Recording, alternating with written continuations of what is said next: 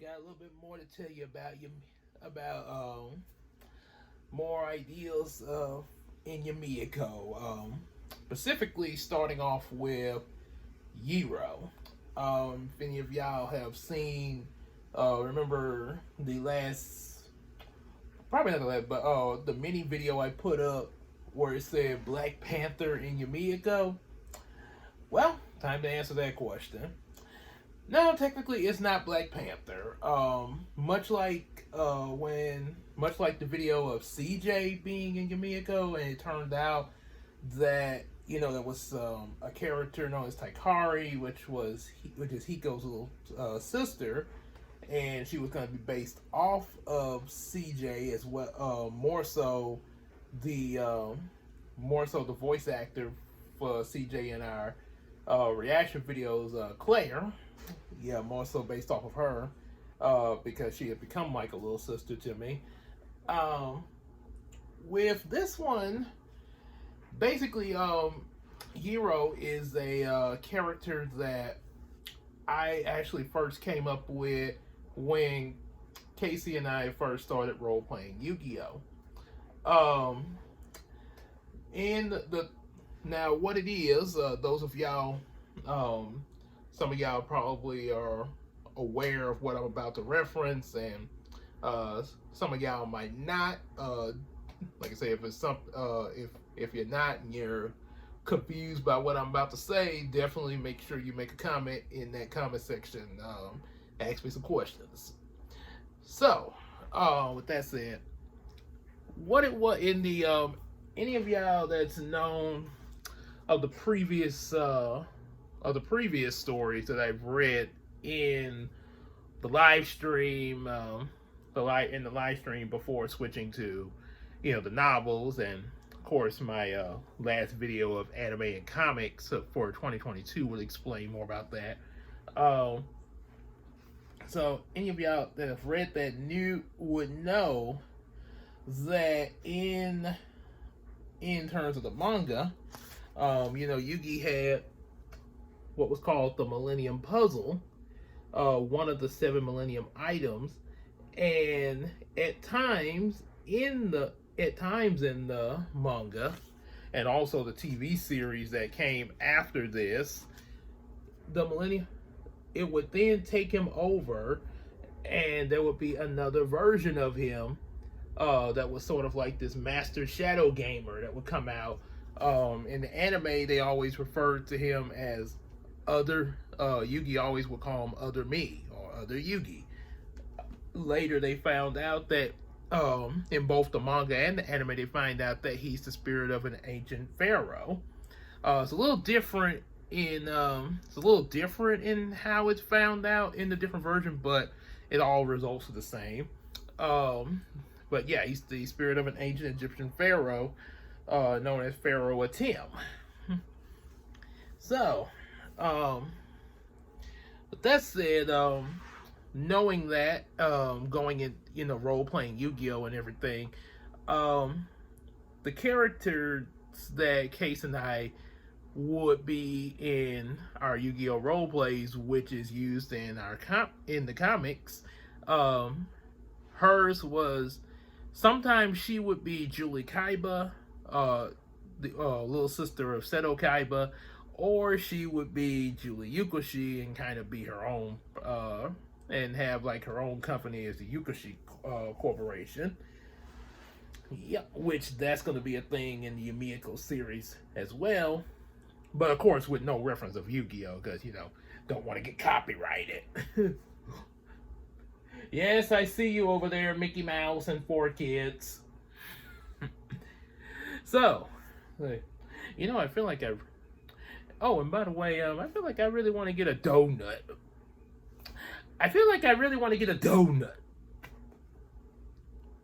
Oh, forget it. I really wanted to get a rice ball. Anyway, I just wanted to throw that joke in there. Anywho, so that was her character in the role plays. Mine usually was the same in all of our role plays. Hikoji Makuro, which is, of course, the main character, which now is being used as the main character of Yumeko. And as and of course, there's also a video on the channel that explains when we were role playing Yu-Gi-Oh that as my character, I had a crush on Taya Gardner, aka Azumazaki, in there. So anyway, much like the role plays, for the Yumeko comic, Hiko Makuro, after the first issue, and I'm putting some changes in that. It's one reason why, when I get possibly next year, when I get around to typing it up in the computer and everything to actually, illustrate and stuff. But, ooh, excuse me. But what will happen to him, and also a bit of changing to what's already been written in the rough draft for issue 1. He's going to him and Brownie, they'll go in, they as you know, they've gone into this cave to face the first enemy of the game that they're playing, Magic Journey.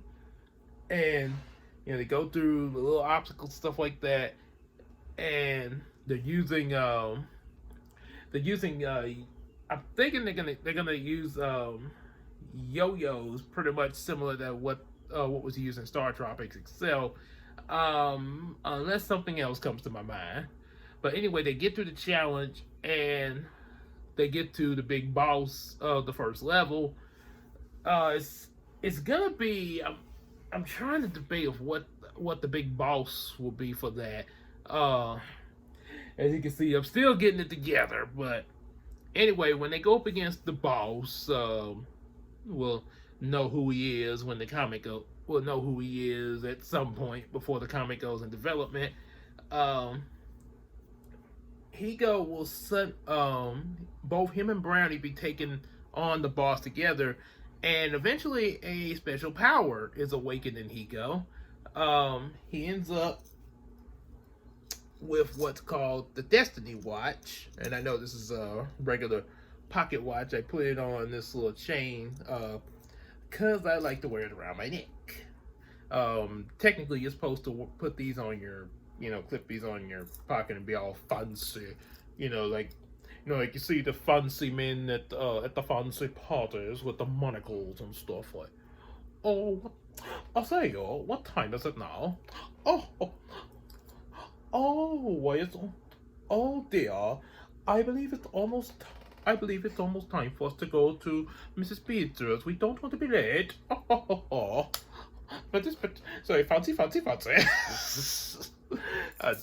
just kidding. Yeah, don't take it offensively. I'm just kidding around with that. But I like to wear mine around my neck though. See what it looked like inside here.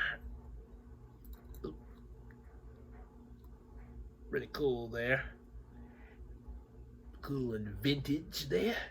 And I've heard from some people that usually people have like a picture in there. Picture sort of like similar to how they would have it in a locket or something like that. Like what we saw in Captain America First Avenger when he had that picture of Peggy. I gotta say, I never did get that dance. So with that, so Hiko gets what's called the Destiny Watch, which in our Yu-Gi-Oh role plays was called the Millennium Watch. Yeah, I made a watch a Millennium item. And of course, you probably can guess what kind of powers it probably had, being a watch. Pretty much controlling time in a matter. Some of the powers I kind of aware that I probably would use would be like pausing or fast forwarding time, stuff like that. In the role plays, whenever the watch would activate, similar to Yugi's Millennium Puzzle, before Dan Green spoke in this voice. Yu-Gi-Oh! Dun dun dun dun Dun dun dun dun dun dun. All right, Kaiba, it's time to duel. And of course, since I brought up Dan Green and Yugi, I gotta do a reenactment of this scene. I'm sorry, I gotta do it. Draw your last pathetic card so I can end this match. Wait, oh, more Kaiba voice. Okay. Draw your last pathetic card so I can end this match. My grandpa's deck has no pathetic cards, Kaiba, but it does contain the unstoppable Exodia. Ah! Impossible! I've assembled all 5 pieces of the puzzle. All 5 for an automatic win. Ah! No! That's not possible! Exodia! Obliterate! Ah! Yeah, that was the... Oh boy, those scenes were... Those were some pretty good scenes there. Very iconic. Oh yes. When you say it's time to duel. So anyway, in Hiko's case, not the Millennium Watch, his Destiny Watch would activate, and he would sort of change his appearance a bit. Sort of, I think probably a reference that some of you might be familiar with that don't really know Yu-Gi-Oh! Might possibly get this one. Sort of like, you remember Billy Batson when you say Shazam, and he become Captain Marvel, which now they just call him Shazam for legal purposes, and be like this big adult body. So in Hiko's case, no, he doesn't become an adult, but he does have a slight difference to his appearance, much like Yugi to Yami, and later they him and Brant like his voice changed and stuff like that. He's actually now, unlike Yugi to Yami, he's actually still Hiko, but he just has a just has a different appearance due to the Destiny Watch activating. So Brownie, him and Brownie discuss about this later, and like, maybe you could have like a code name when this happens to you, buddy. So he thinks of the name Yero. So now this is sort of his alter ego, sort of like the equivalent of the Batman to Bruce Wayne or Clark Kent to Superman kind of thing. Yep. So he got that going, and they defeat the first game boss, and afterwards they come back home and realize that Hiko's mom is missing. Now, one major difference because of this is Yero's not going to be the chief that's in the game. Instead, when Hiko ends up, and him and Brownie end up in the game, Hiko automatically just knows what to do because he's played the game before. The only thing that's really new to him is the fact that they're in the game and that Brownie's alive. So, not sure how this is happening. He pretty much goes through it. And now upon realizing that his mom is missing, it's like, oh my god, things have gotten really serious now. So the only people now at the house is pretty much him and his cousin Michelle, based off my cousin Tiffany. And then eventually, and of course, Brownie, that's now, alive and everything. And also an unexpected guest, which you see the Game Fairy show up in the kitchen, rummaging through the fridge and stuff. And of course, her name becomes Takari. And rummaging through the fridge, pretty much like CJ raiding Brownie's fridge. Don't you have any food in Neverland? Hey, honey, our food is gone. Somebody took our dinner, and they threw the fruitcake in the trash. Who does that? Well, see, CJ, I'm not mad about that. Well, maybe a little bit about the fruitcake. Oh, that was a funny moment. Those were some funny moments there. So anyway, not to get too far off topic. So Hiko is here with Taikari, Michelle, and Brownie. They have to figure out, what's going on and what they're gonna do. There's kind of some brief little antics, one of which Taikari announces herself as Hiko's little sister. Instantly, and Michelle's like, "No, how can you be? No, you're not his little sister. I'm his little sister." And he's like, "Well, technically, Michelle, you're my cousin." "Yes, but Granny and Big Papa say that when I'm at your house, I'm technically like your little sister. That's what they said." Pretty much like how a 4, 5, or 6-year-old would incite something like that. "But Mom and Dad said," with that sass and everything.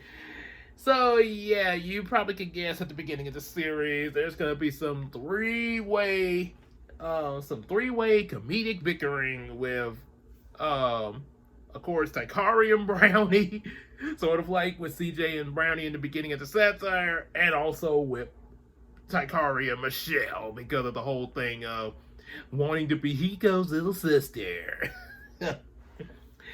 So then there's a villain known as Ramon Rabah shows up. Pretty much imagine Jafar from Aladdin, the animated one. The over-the-top one. "Prince Ali, yes it is he, but not as you know of him. Read my lips and come to grips with your reality." Yeah, that Jafar. Imagine what he would look like if he was a rabbit and still had the mustache and everything. An anthropomorphic rabbit version of Jafar.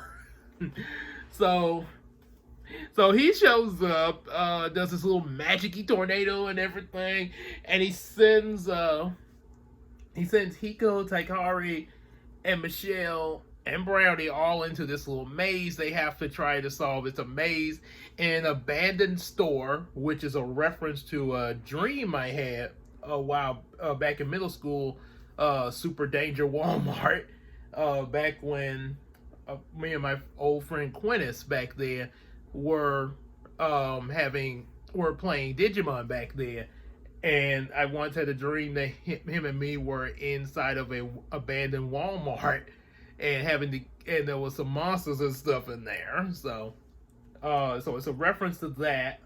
They have to go through that pretty much like a maze. Imagine an Indiana Jones like maze in a Walmart supercenter. And at the end of it, you have to face this monster Sphinx head. Yeah, it's called a Nuba Skull, which Nuba Skull, which looks like a Sphinx head coming towards you, but then the face flips around, revealing this very deadly, creepy skull that shoots energy blasts out of his mouth at you. Pow pow, pow pow, pow pow. And yeah, it was from a video game. It was from Star Tropics 2. Yeah. So so there's that. Then after getting past that challenge, it's revealed that Monet has been sent through a wormhole into space to the planet Uranus, which he's told this by an alien group called the Fenians. And no, it's not Phineas and Ferb. The Fenians are actually frog-like aliens. Kind of I guess you could say a little bit of an inspiration from Kermit the Frog. "Hello, everyone. Kermit the Frog here. And me and the Fenians would just like to tell you that a friend of yours has been taken to the planet Uranus, and we need to go there and rescue her. It's not easy being green." Yep, so they have to go rescue her via fire truck. And I know you're probably gonna be like, what the heck? No, the thing is with the fire truck, it was mentioned in the rough draft of Yumeko that Brownie, drove this, and Brownie's been wearing his firefighter outfit. Back in the day, I once imagined I always imagine Brownie with a fire truck, driving, because my granny, she had a fire truck. Not this one. This one I actually got from, I think, Larry's Arcade, with a bunch of my I think with a bunch of my tickets there from playing the games over there. Pretty much kind of a low budget Chuck E. Cheese, but it's not bad. It's pretty good little place. Pretty good little arcade there. Had fun. So that's where I got that fire truck from. But my granny, she had it's a bigger fire truck at her place that me and my cousins played with, and I always used to imagine Brownie driving that there. Matter of fact, a lot of time I had Brownie with me at Granny's house, riding on top of the fire truck. So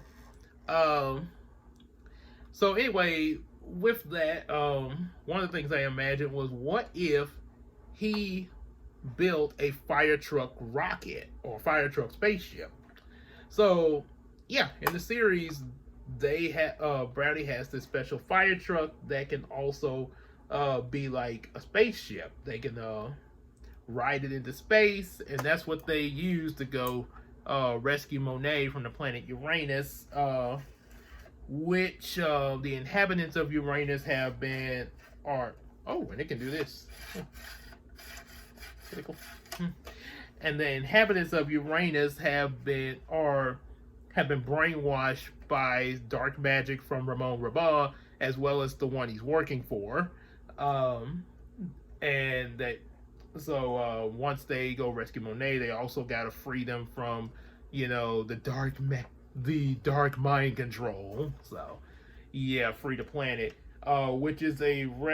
which that part is actually a reference to something my mom came up with when I once wrote a story for a Disney contest, and the story was Brownie Goes to Space. And in the story, it was pretty much just a simple story of Brownie going to the planet Uranus to rescue a princess. Didn't really have a name for the princess. It was just, he went to rescue her. And in the end of the story, he had to defeat the evil king of Uranus. And in the end result, not only did he rescue the princess, but this was something my mom when she was, proofing the story and everything, that she sort of suggested changing the king where Brownie would purify his heart of the evil influence there. Which actually is something that I would later see in other shows like Digimon, with the whole, like in season 1, the Digimon were controlled by these black gears, and season 2 they had the dark rings and spirals. Didn't really have that in 3. It was really different there. But in season 4, there was the whole thing of just evil influence, and they used the detectors, as the English dub would say. I think it's time for some purification. Ha! Fractal code digitize. And those that have seen Sailor Moon, moon healing escalation, doing refresh. Moths always say refresh before they become pure. Maybe we need to do that to Granny in the new Space Jam movie, drinking all those martinis. Anybody want to call Sailor Moon to the set of the new Space Jam New Legacy? Purify, do a moon healing escalation on that Granny over there. Moon healing escalation. Players gotta hit the refresh. Ooh, I remember back in World War II, I was a spy, and that's how I met Tweety Bird. Now she's respect. Now that's Granny. Oh yeah, so might want to do that there. Anyway, so yeah, there's that, purifying the evil Uranus king there, as well as the inhabitants of Uranus. So then they so then you have and there might be a few other things, but I'll think of when I get there.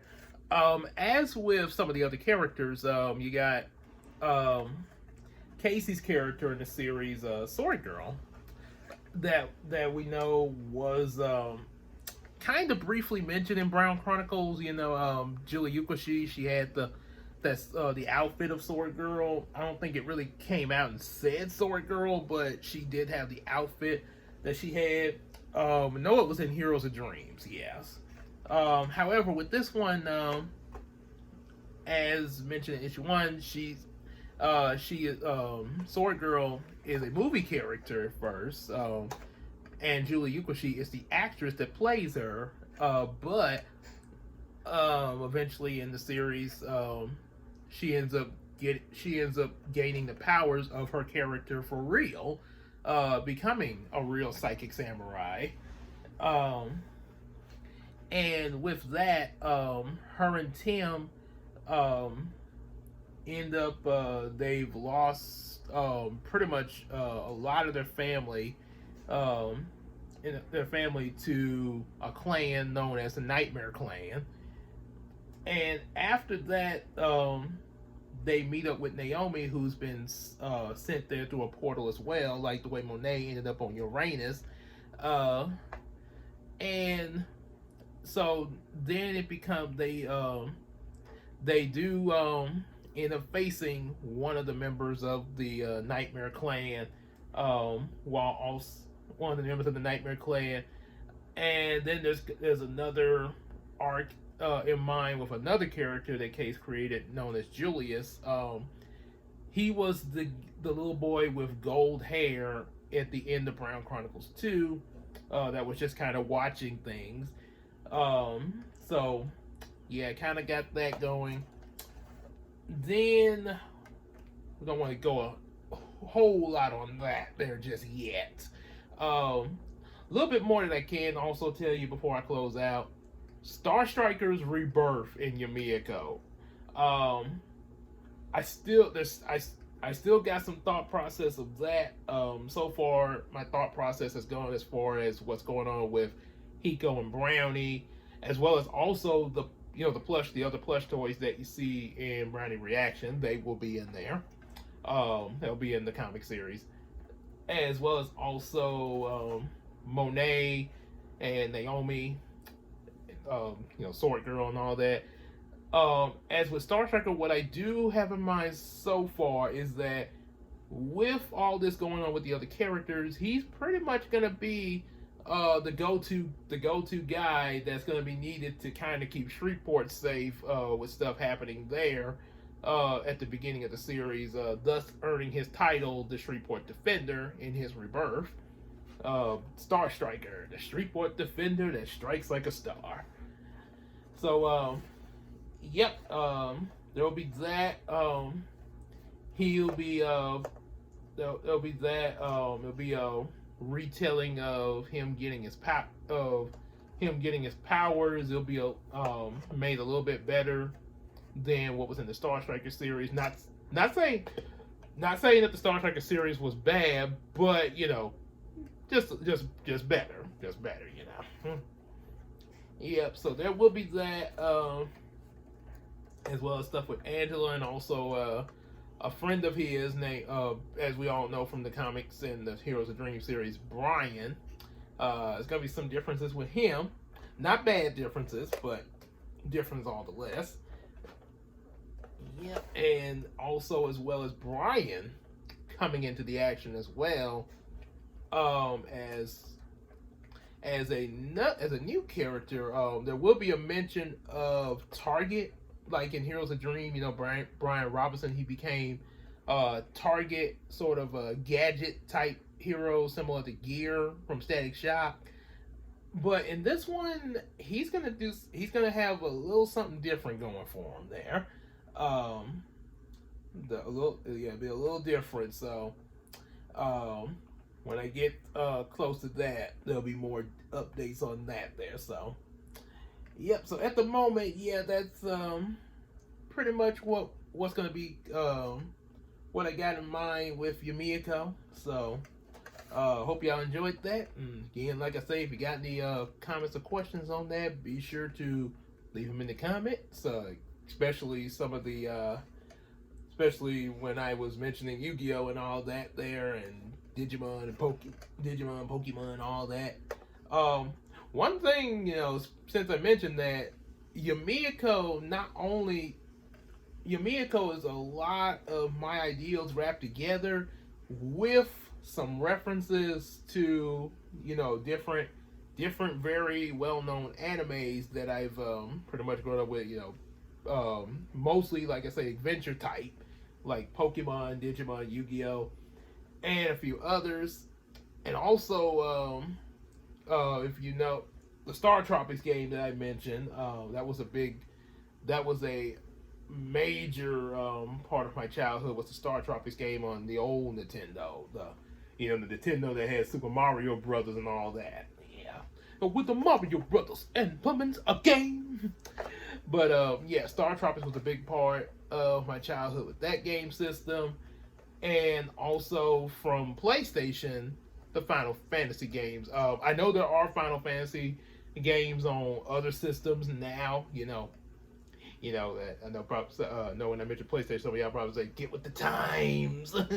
I'm aware that there are others, but it's a reference to the old nostalgic Final Fantasy game, at least the ones that I've been exposed to.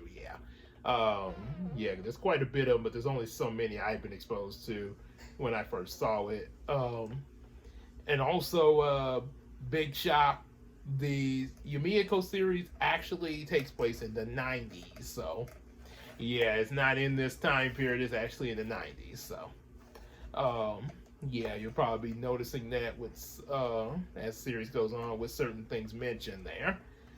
Yep, so there's that for now. That's all I got to say on that. Make sure y'all, as I said in the video about the comics and anime, be sure to support us on Patreon as well. Buy some of our comics. Buy some of our comics and everything. Support us on Patreon with what you can every month to really help us out. And we'll see y'all later as we get ready to go work on this season 1 finale reaction video. Yep. Take care.